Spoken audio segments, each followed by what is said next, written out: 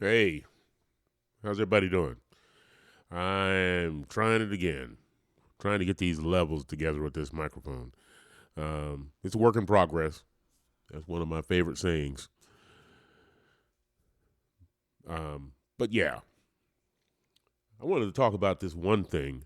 I made a video a couple of days ago, and the the volume was just wrong. I just couldn't post it. But what I was talking about is how I ended up in Wilson. Well, not so much how I ended up in Wilson, North Carolina, but what happened after I got here. Um, I came here 23 years ago. I'm from Yellow Springs, Ohio, um, and I left there when I was 18. And I've been here 23 years, so I've lived here longer than I lived in my hometown. I still associate with Yellow Springs as my hometown, of course. But here I am now in Wilson. Um, when I first moved here, as all musicians do, we look for um, other musicians.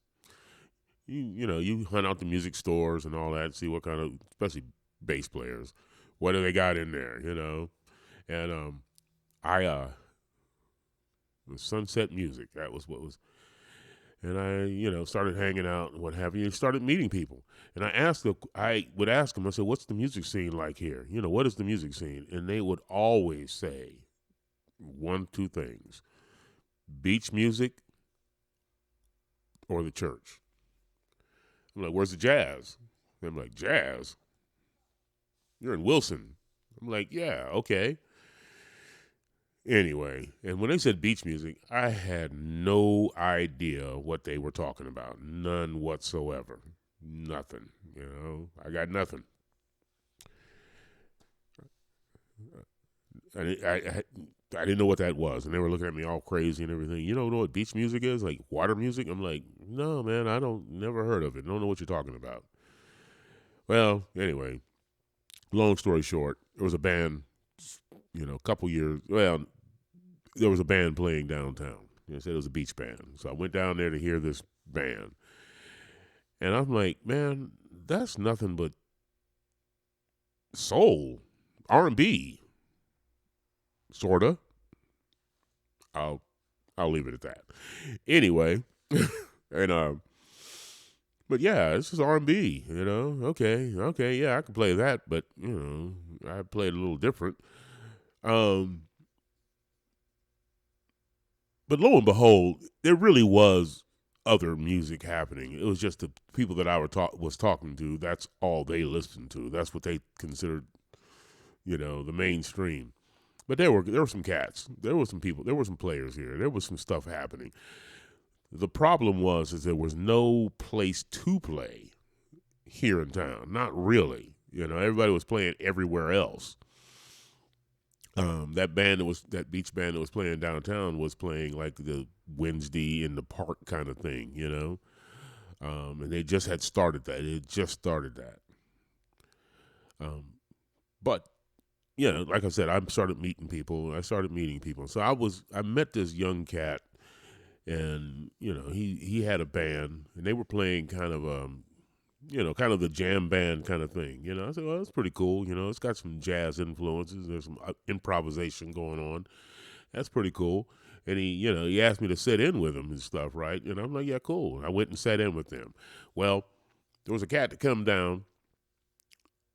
We took a break, or they were playing, and I was sitting off to the side, and he came up and introduced himself to me and said he played drums. He was from Wilson, but he lived in Wilmington. And he said, man, I would love to jam with you one time. I was like, okay, cool. How we do, we exchange numbers and all that, but then, you go off your separate ways. Anyway, he eventually did move back to Wilson. It was probably about 2 years later. And there was a place downtown called Dos Gringos that was having an open mic, kind of blues based open mic. And I had gone down there. Well, this guy was kind of like running that open mic. Well, that was him, the same dude, David Daniels. And we finally got a chance to jam. And we jammed. And we bass player, drummer. We locked in. It was like, from the get-go. Then after that, he said he had a guitar player. He knew a guitar player who was from Wilson who was moving back here, invited him to the jam. And we started, just jamming together, playing some music. And he had done that about 4 or 5 times, and I'm like, man, this sounds pretty good. It's pretty good. Now let me stop there and kind of backtrack. I was already playing in a band called Neo Fusion, a funk cover band, which I will address at a later date because that's a story in itself. But that band was kind of petering out as David and his guitar player and I were kind of gelling. Well, that guy's name was Stephen Stewart. So, like I said, we got together about 4 or 5 times, and it was really happening. And, I said, man, we ought to think about possibly doing something, with this. And they said, well, we already have a name. We're just trying to figure out how to tell you were in the band. I'm like, well, I'm in the band. That was TripleWide. That's the beginning of TripleWide. At that time, and the reason why I'm telling this story is because the other day I was at David's house, and he's talking about his daughter is getting ready, will be going into high school next school year. She was in a baby carriage when I met him. She wasn't a year old, and I'm like, she's getting ready to go to high school. Oh my goodness. TripleWide has been together for going on 14 years. All right, so meanwhile, I'm teaching at the local music store, Miller Music.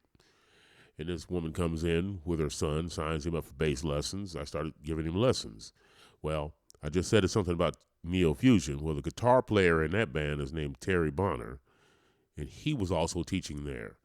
So whenever we didn't have, students, we'd just sit there and just play and stuff, right? A lot of neo soul and funk and what have you.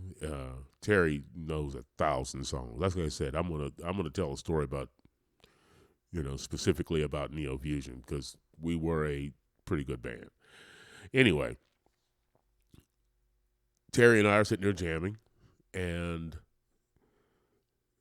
this woman was coming early with her son. Well, she just walked over and just started singing, and singing amazingly. It's like, yo, hey, I got a group. I'm in a group called TripleWide, and we're going to have a rehearsal tonight. You need to come by. She did, sang a few songs, left, and we had about a 10-second discussion, and that was Whitney Pearsall, and she was like, yeah, you're in the band, So anyway, that's TripleWide. That's how that came together. There's a lot of people who don't just know that we've been together. They don't know what the story was behind how that band came together, but that's pretty much how it happened. And, yeah, and we are in the process, of course, like anything else, everybody else, I'm no different. Last year was a wash. 2020 was just, well, it was 2020. We know. Well, we're finally, here it is in June, and we're finally picking it up. We actually have a couple of gigs on the books. If you go to our website, triplewide.com, band, I think that's what it is. Maybe I'll leave a link down below.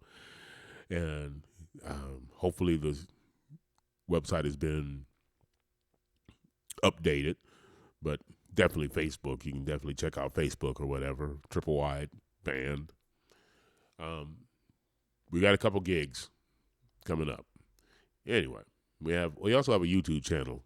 If you do me a favor, not only do you come in like, share, and subscribe to my channel, do the same for TripleWide. And we said we can grow get this next year going. Anyway, I just wanted to tell that little story about that. There'll be some more. I made a video earlier about the Monitors, which is a band I play in, and the microphone level. I've come to find out it was just not. You can't hear it. I don't know what happened. I'm hoping you can hear this one, but I'm going to retell that story so you can have a better idea of what I was talking about. Anyway, in the meantime, I'm going to cut it off here. You guys take care of yourself, love one another, and I'll be back. Peace.